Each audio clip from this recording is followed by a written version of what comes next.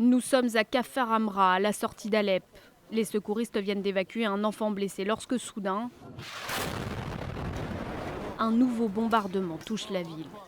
Énième frappe menée selon toute vraisemblance par l'aviation russe pour appuyer l'offensive en cours des forces de Bachar al-Assad.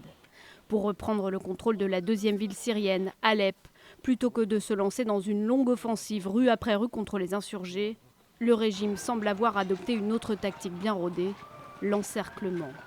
Au nord, en bombardant la périphérie d'Alep, les Russes condamnent la seule route qui servait à la fois de couloir de sortie aux forces rebelles et d'axe d'approvisionnement en vivres pour les civils. À l'est, les forces de Bachar al-Assad progressent dans la grande banlieue pour atteindre au plus vite ce même couloir menant vers le nord.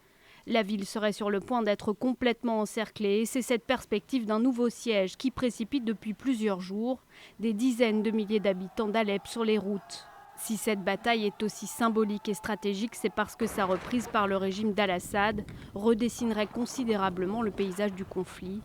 Une fois l'accès coupé vers le nord et la Turquie, la zone tenue par les rebelles serait définitivement coupée en deux et les civils incapables de circuler.